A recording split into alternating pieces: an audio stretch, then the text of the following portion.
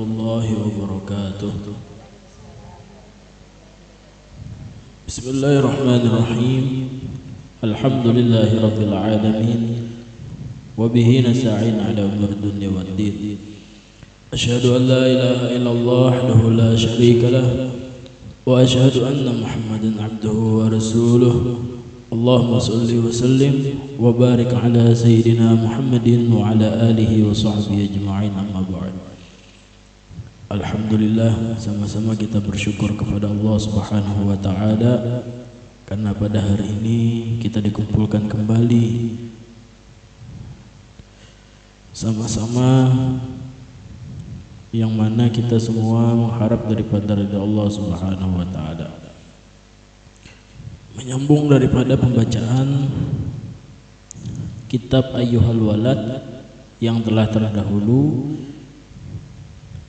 pada minggu kemarin kita membahas tentang muqaddimah ataupun permulaan kitab daripada Ayyuhal Walad, yang mana pembacaan ini ataupun pengajian yang kita baca ini, yakni kitab Ayyuhal Walad, dimulai dari asal usul seorang murid yang mana meminta fatwa dengan Imam Ghazali, meminta nasihat kepada Imam Ghazali, seorang murid yang sudah lama belajar kepada Imam Ghazali minta nasihati kembali.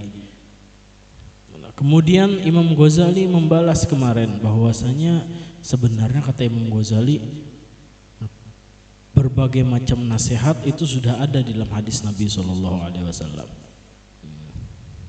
Jadi sebenarnya cukup bagimu, kata Imam Ghazali. Tapi Imam Ghazali tetap memberikan nasihat-nasihat beliau.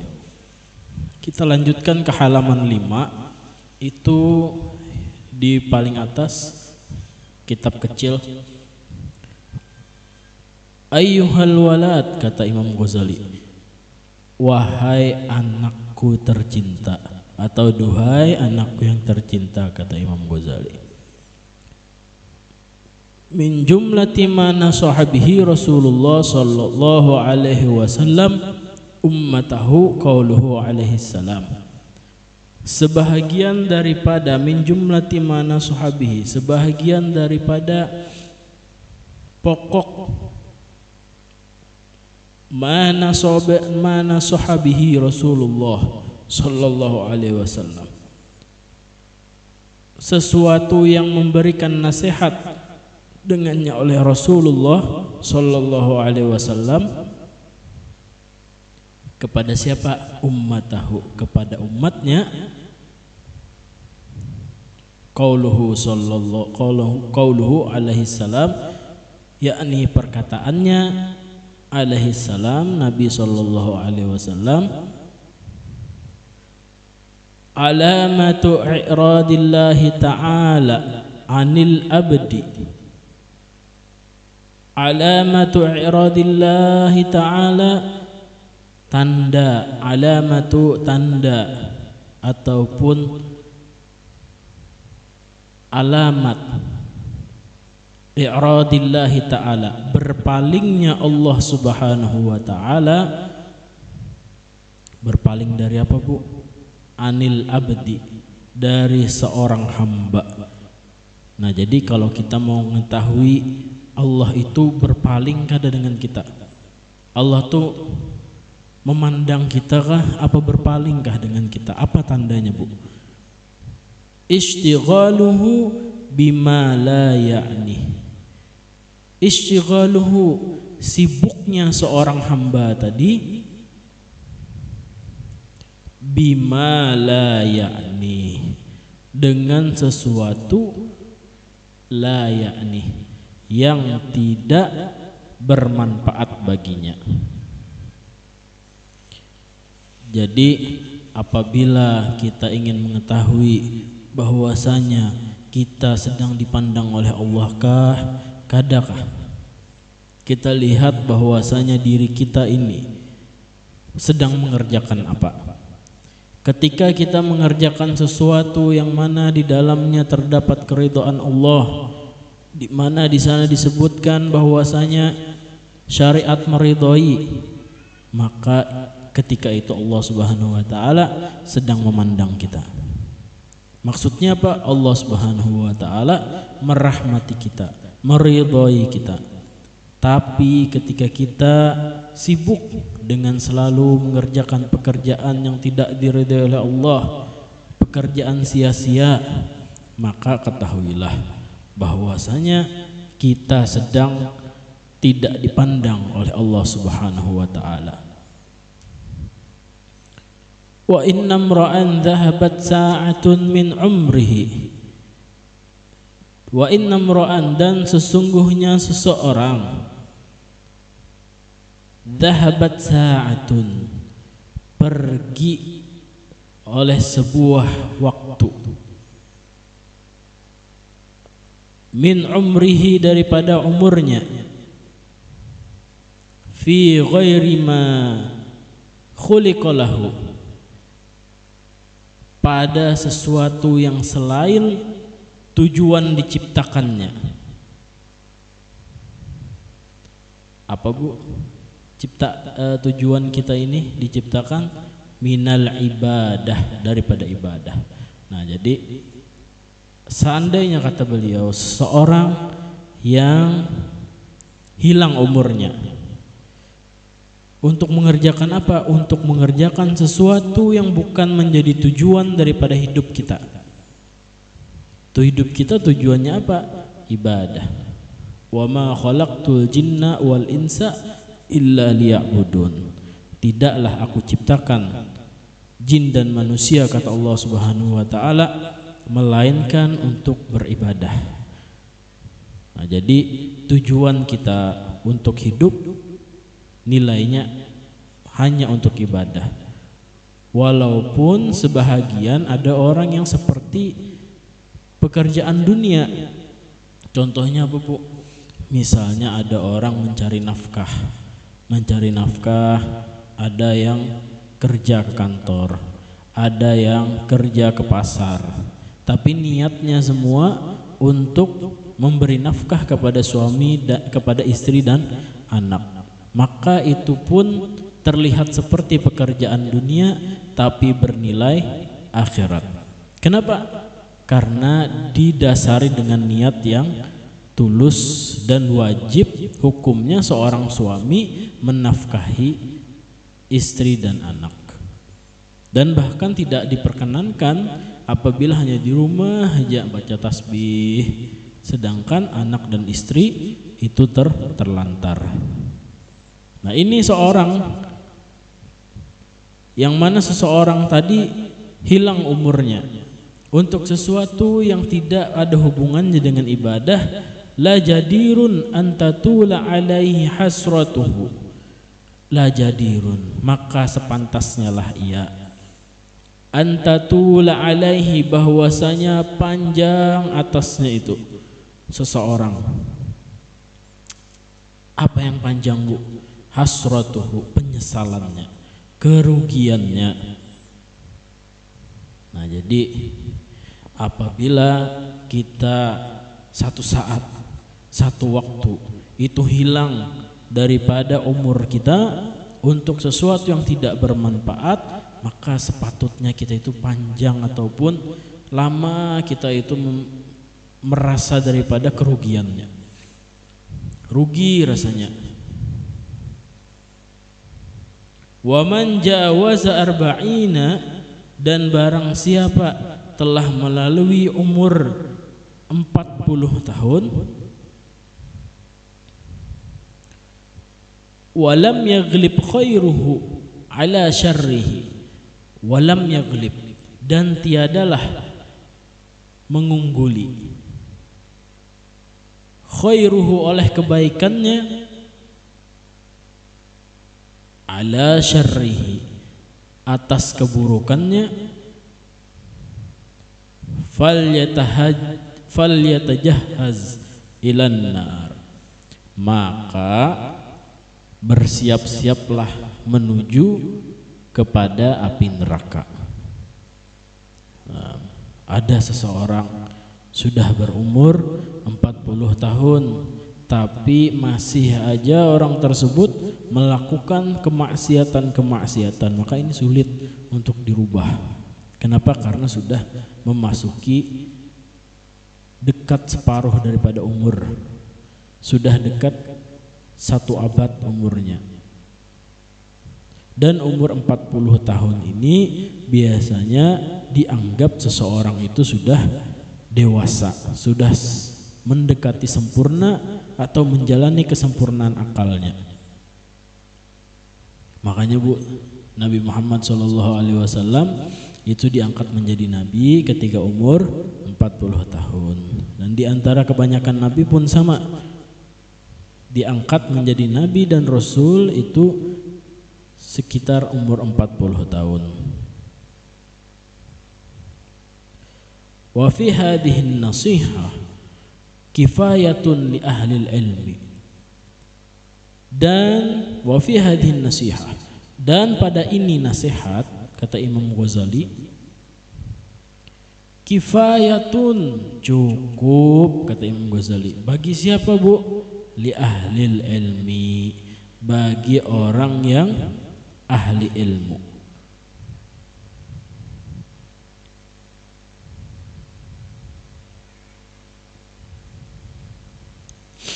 Nah, jadi ada beliau memberikan nasihat bahwasanya jaga umur, bahwasanya jangan sampai umur kita itu terbuang sia-sia. Apabila kita membuang sia-sia umur tersebut dengan sesuatu yang tidak bermanfaat, maka ketahuilah bahwasanya kita sedang tidak dipandang oleh Allah, bahwasanya rahmat Allah Subhanahu wa taala tidak bersama kita ketika itu. Nah, makanya kata beliau, ini cukup untuk menjadi nasihat kepada engkau wahai anakku yang tercinta, kata Imam Ghazali. Kemudian lagi, ayyuhal walad, kata Imam Ghazali, wahai anakku, nasihatu sahlatun. Nasihat itu mudah, enak aja, kata Imam Ghazali, yang namanya nasihat. Wal mushkilu qabuluha, dan yang sulit itu qabuluha, menerima daripada nasihat itu. Nah, jadi kalau misalnya nasihat mudah, tapi kita yang sulit menerima nasihat.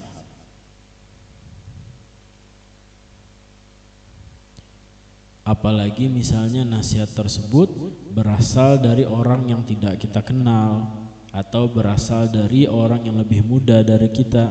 Nah, ini sesuatu yang sulit. Ketika kita menyampaikan nasihat itu mudah, menerimanya ini yang sulit. Kenapa, kata beliau?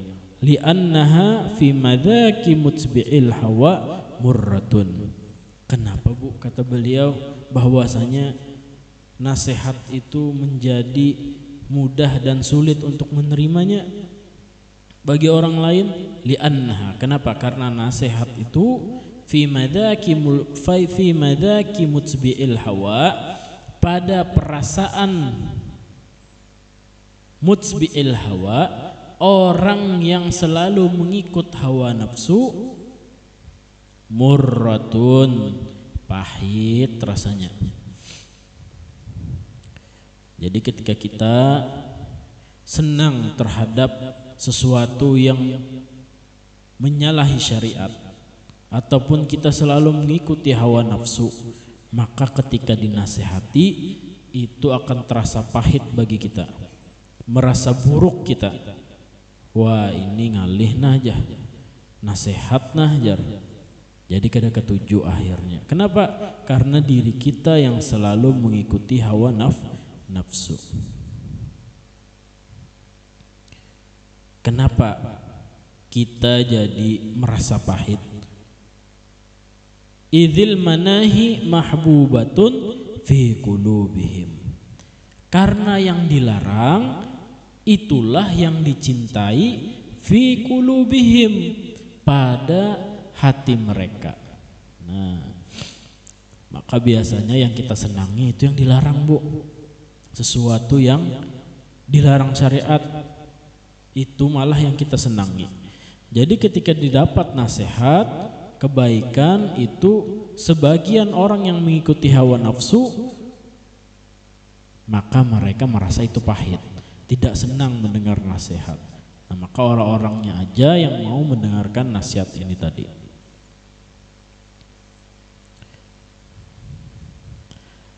Ada lagi, Bu, orang selain yang mengikut hawa nafsu tadi, merasa pahit daripada nasihat. Apa itu? Siapa mereka?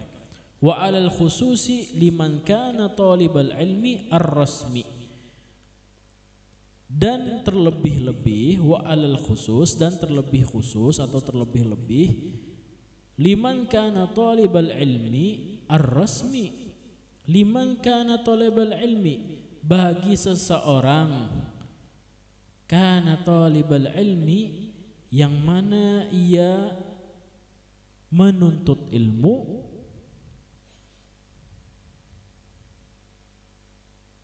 ar-rasmi, hanya sekedar formalitas ataupun ilmu-ilmu resmi.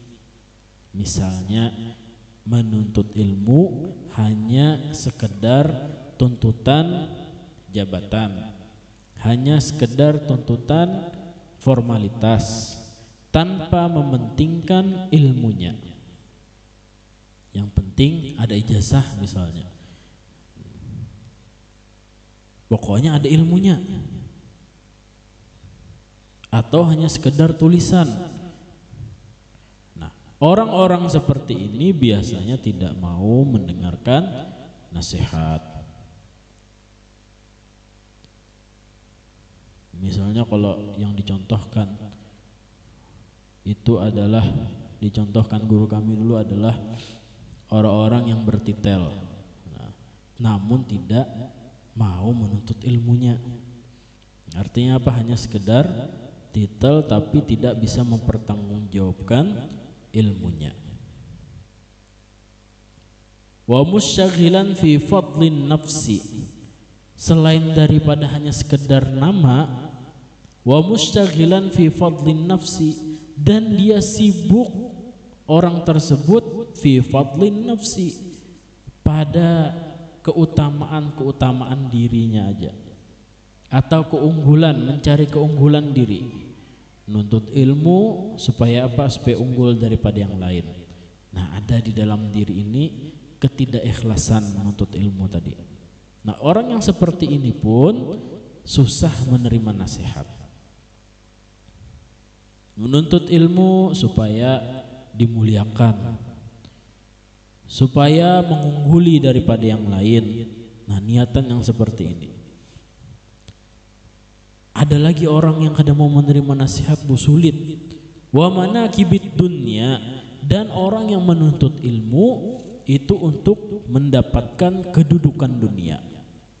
Aku nuntut ilmu nah supaya kena aku dekat dengan para sultan, para raja-raja.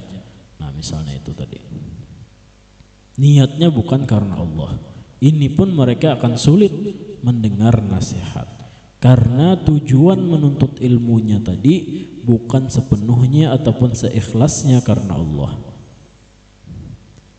Kenapa mereka seperti itu? Fa innahu yahsabu annal ilma al-mujarrad lahu sayakunu najatahu wa khalasahu fihi.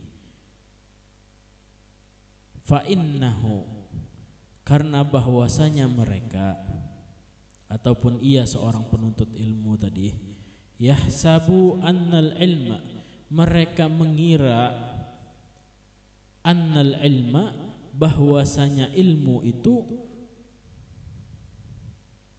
al-mujarrad lahu, cukup sekedar ilmu saja.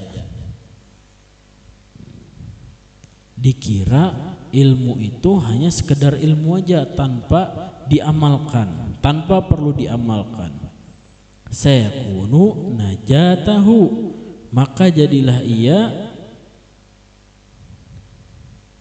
keselamatannya, wa khalasahu, dan kebaikannya, fihi padanya. Dikiranya selamat aja, baik aja ketika hanya sekedar mendapatkan ilmu tanpa mengamalkan. Yang penting aku nuntut ilmu, kadang ngamalkan kena aja, kada apa-apa. Nah itu tadi. Padahal intinya adalah ilmu, ikhlas menuntut ilmu, kemudian mengamalkan daripada ilmunya tadi. Jadi dikiranya wa annahu, dan bahwasanya ilmu tadi mustaghnin anil amal, tidak memerlukan anil amal, daripada beramal. Nah jadi ujar Imam Ghazali, ada orang yang berpemikiran seperti itu. Ilmu kada apa-apa aja, nah yang penting aku berilmu, kada aku mengamalkan kada apa-apa. Nah ini orang yang sulit nanti akan menerima nasihat. Ternyata ada kelompok orang-orang yang berpemikiran demikian, berpemikiran bahwasanya kita yang penting ilmu, ada apa lagi kita amalkan kah, kadakah.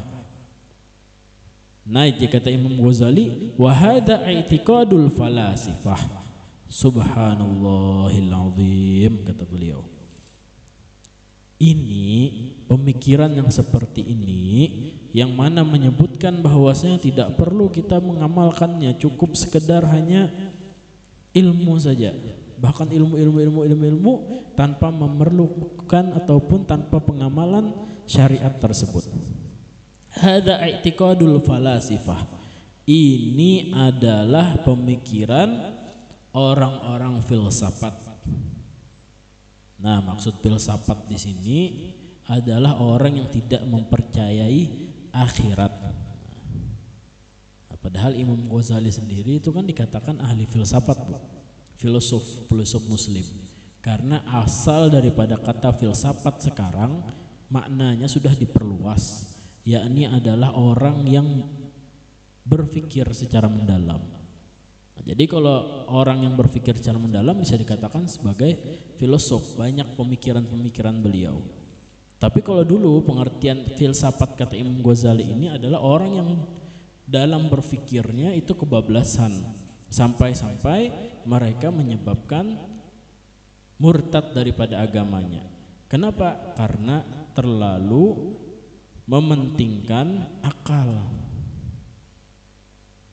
dan sampai-sampai tidak percaya kepada sesuatu yang tidak real atau belum kita lihat. Maka apa? Ini adalah pendapat yang sesat kata Imam Ghazali. Mereka yang tidak percaya dengan akhirat, subhanallahil azim, kata beliau. Ini satu ketakjuban. Kalimat malah jadi ketok bahasa kitanya. Maailah modelnya. Nah, jadi ini diantara nasihat Imam Ghazali. Pertama, kata beliau ada sebuah hadis bahwasanya kita jangan sampai membuang umur kita. Jangan sampai terlewat satu saat pun dari umur kita, melainkan hanya untuk tujuan kita. Apa tujuan kita? Adalah ibadah kepada Allah Subhanahu wa taala. Pian masak-masak misalnya. Apa namanya nih, cuci piring, nyuci baju, kemudian menyapu rumah. Nah itu seperti pekerjaan dunia, nyapu. Tapi ketika diniatkan, ya Allah ulun nyapu ini untuk apa? Supaya suami ulun himung, supaya anak bersih, rumahnya sehat, maka itu pun bernilai ibadah. Kenapa? Karena kalau sehat mudah ataupun nikmat beribadah. Makan sama demikian, halnya mubah. Tapi ya Allah ulun makan ini supaya niatnya kuat ibadah, maka makan tadi menjadi pahala sunnah, Bu. Nah di sini kita bisa untuk meletakkan niat di setiap aktivitas kita. Agar apa? Agar aktivitas kita tadi itu bernilai ibadah. Nah kemudian kata Imam Ghazali, nasihat-nasihat itu memang mudah, tapi menerimanya yang sulit. Nanti aku kasih nasihat, Mungkin ada beberapa orang yang tidak senang dengan nasihat tersebut. Kenapa kata Imam Ghazali? Karena pertama selalu mengikut hawa nafsunya. Mereka akan merasakan kepahitan. Kemudian nanti ada juga orang yang mencari ilmu itu hanya untuk kedudukan dunia saja, hanya sekedar formalitas saja. Mereka pun akan sulit menerima daripada nasihat. Kemudian nanti ada lagi orang yang hanya menuntut kedudukannya saja. Nah, itu pun sulit untuk menerima nasihat. Dan kepada yang pemikirannya orang-orang filsafat tadi, orang-orang yang tidak percaya tentang akhirat, itu pun akan sulit menerima nasihat. Kenapa? Karena mereka tidak percaya dengan akhirat. Katanya, aku belum melihat akhirat, maka kada percayanya dengan akhirat. Nah, itu tadi. Ibu-ibu sekalian dirahmati oleh Allah Subhanahu wa taala, mungkin sampai situ aja dulu pembacaan kita. Insyaallah kita sambung pada pertemuan yang berikutnya. Semoga dengan berkumpulnya kita hari ini Allah Subhanahu wa taala ampunkan dosa kita, dosa kedua orang tua kita, dosa jiran dan juga keluarga kita. Allah Subhanahu wa taala kabulkan hajat kita dunia dan akhirat. Allah Subhanahu wa taala selalu kumpulkan kita bersama orang-orang soleh. Allah Subhanahu wa taala matikan kita dalam keadaan beriman. Wassallallahu khatimah wa ala hadinihi wa ala kulli salihah wa ila hadratin nabi al-fatihah. Bismillahirrahmanirrahim.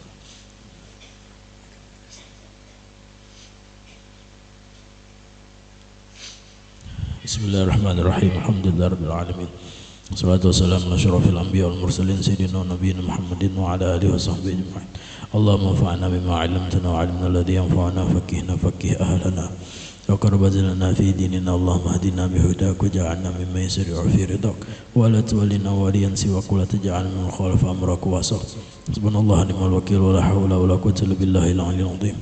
Wa sallallahu ala sayyidina Muhammadin wa ala alihi wasallam bi fadli subhana rabbika rabbil 'izzati amma yasifun. Wassalamun ala al-mursalin walhamdulillahi rabbil alamin. Taqabbalallahu minkum.